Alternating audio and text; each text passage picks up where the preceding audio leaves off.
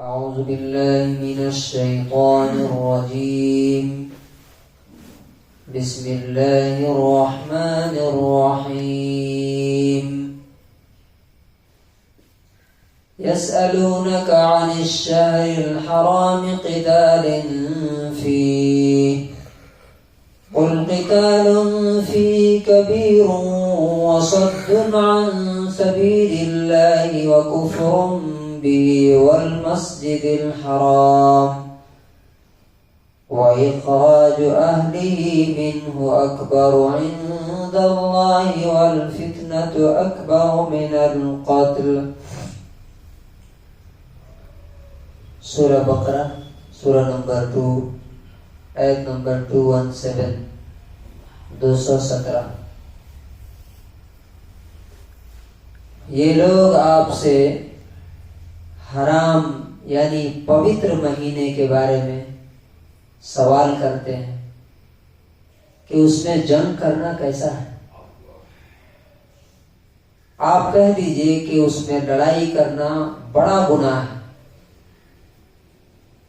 لیکن اللہ کے دین سے، اس کے راستے سے روکنا اور اللہ کو نہ ماننا اور مسجد حرام یعنی کعبہ سے لوگوں کو روکنا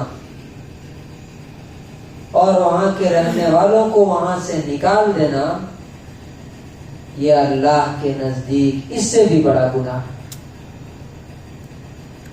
اور فتنہ یہ قتل سے، مرڈر سے بھی بڑا گناہ ہے.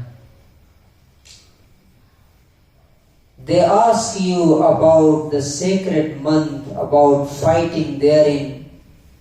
Say fighting therein great sin, but averting people from the way of Allah and disbelief in Him and preventing access to Al-Masjid Al-Haram and expulsion of its people therefrom are greater evil in the sight of Allah, and fitna is greater than killing.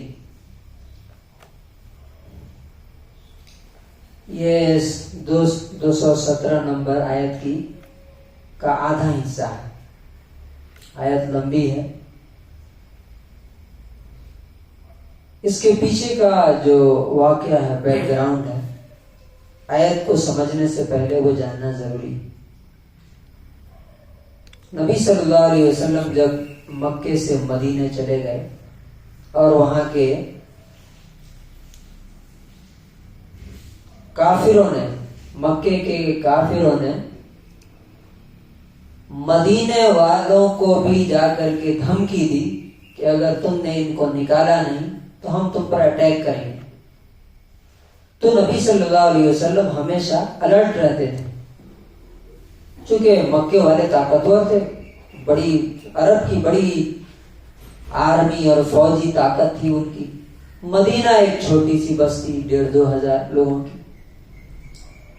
تو نبی صلی اللہ علیہ وسلم کیا کرتے تھے، لوگوں کو جاسوس بھیجتے رہتے تھے. انٹیلیجنس آپ کی بہت مضبوط تھی، آپ ہمیشہ معلوم کرتے رہتے تھے کہ یہ لوگ کیا کر رہے ہیں.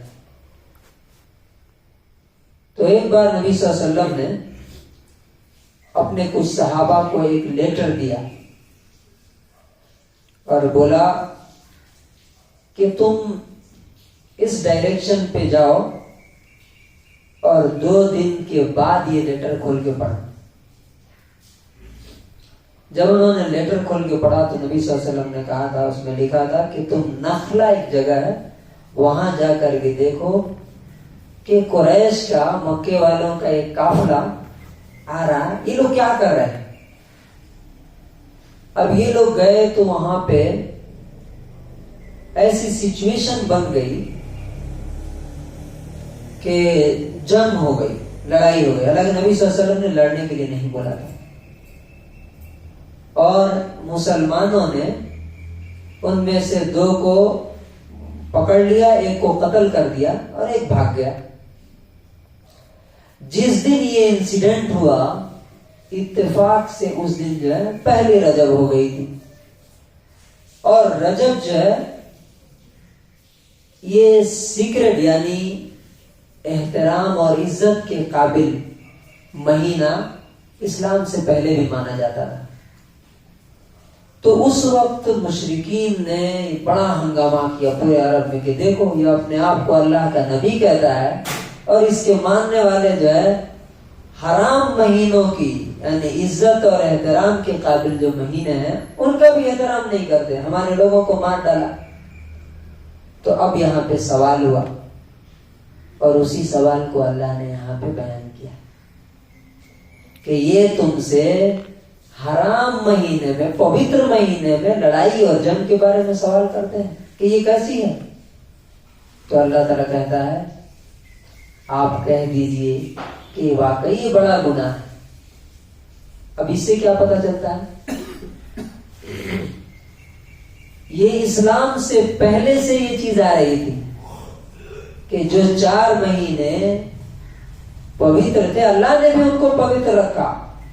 اس کا مطلب یہ ہوا کہ اگر نان مسلم بھی کوئی اچھی بات بول رہا ہے, نیکی کی بات بول رہا ہے, تو اسے ایکسپٹ کرنا, اسے باقی رہنا. یہ نہیں کہ نہیں یہ تو دوسرا آدمی بول رہا ہے ہم نہیں مانیں گے.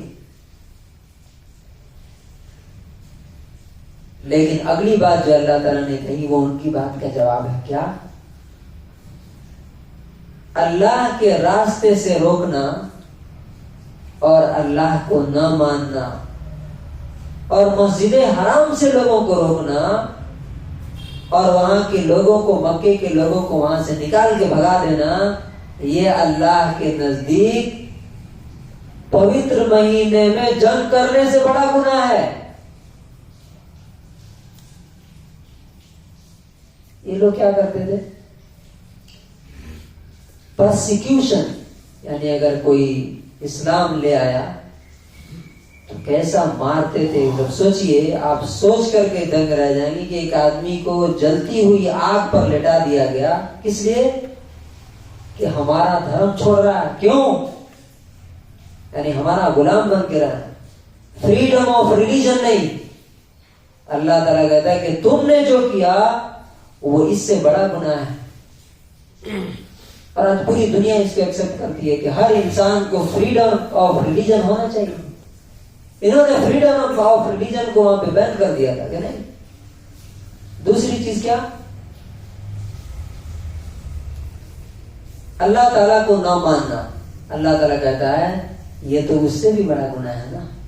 کفر کرنا یہ اس سے بڑا گناہ ہے. اور مسجد سے, مسجد حرام سے لوگوں کو روکنا. اب ان کو نبی صلی اللہ علیہ وسلم جب نماز پڑھنے کے لیے جاتے تھے وہاں تو کیا کرتے تھے یہ لوگ؟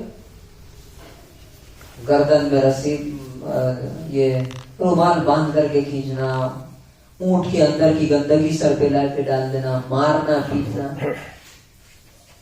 اور پھر اس وجہ سے کہ کوئی اپنا دھرم اپنے چوائس کے مطابق استعمال کر رہا ہے, اس کو شہر سے نکال کے, ملک سے نکال کے باہر بھگا دینا. اللہ تعالیٰ نے کہا کہ یہ بڑا گناہ. اب یہاں پہ سوال یہ ہے کہ ان آیتوں میں ہمارے لیے کیا سبق ہے؟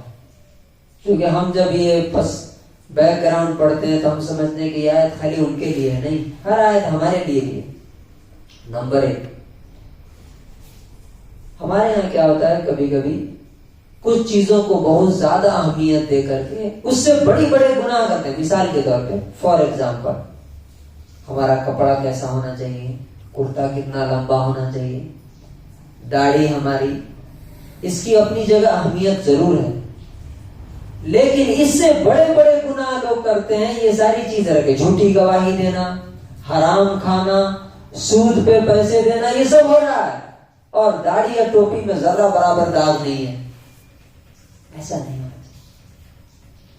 دوسرے نمبر پہ کیا ہے؟ اللہ کے دین سے روکنا کیا ہے؟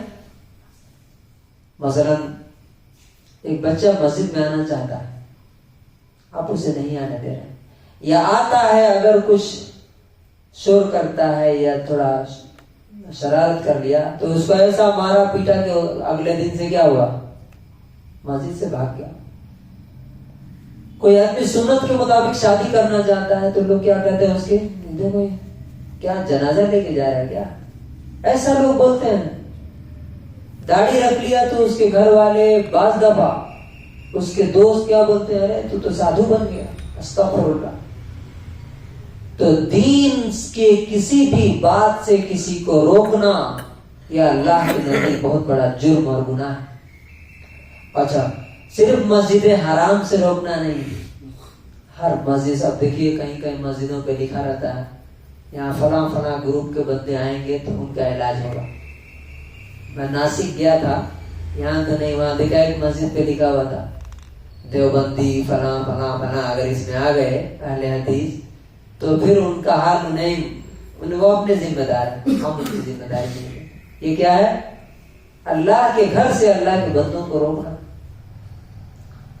اور آخری بات جو اس میں کہی گئی ہے کہ وَالْفِتْنَةُ أَكْبَرُ مِنَ الْقَتْلِ، یہ جو تم اس ایک آدمی مارا گیا اس پر تم اتنا ہنگامہ کر رہے ہو، فتنہ، فتنے کا دو معنی کیا گیا ہے۔ نمبر ایک شرک، اس سے بڑی برائی کیا ہو سکتی ہے کہ جس خدا نے یہ بنایا اس کو چھوڑ کے، اب سوچئے کہ آپ کی فیکٹری، آپ کی کمپنی ہے، آپ کے ہزاروں امپلائیز ہیں، اس میں نوکر ہیں، ایک نوکر کو اٹھا کے آپ کی کرسی پہ بیٹھا دیا کہ لو یہ بھی مالک ہے اس کا۔ اللہ تعالیٰ کہتا ہے اس سے بڑا گناہ اور کیا ہو سکتا ہے۔ اور فتنے کا دوسرا معنی ہے پرسیکیوشن، کہ ایک آدمی صحیح راستہ چلنا چاہ رہا ہے اور اس کو مار پیٹ کے ظلم کر کے اس سے روکنے کی کوشش کی جا رہی ہے۔ ہر جگہ چل رہا ہے، آج دیکھیے ہندوستان میں بھی یہی ہو رہا ہے۔ تو اللہ تبارک و تعالیٰ سے دعا کرنی چاہیے، اور اس آیت سے ہمیں یہ سیکھنے کو ملتا ہے کہ ہمیں بھی اللہ کے دین کے راہ میں رکاوٹ نہیں بننے چاہیے، مسجد سے اللہ کے دین سے دور کرنے کے بجائے لوگوں کو قریب لانا چاہیے، اور کچھ ظاہری چیزوں کے بجائے اللہ تبارک و تعالیٰ کا جو اصل مقصد ہے کہ انسان اللہ کا بندہ بن کر کے جیے، اس پر ہمیں عمل کرنے کی کوشش کرنی چاہیے۔ اللہ تبارک و تعالیٰ ہمیں فتنوں سے اور دنیا کی تمام مصیبتوں سے، آخرت کے عذاب سے بچائے۔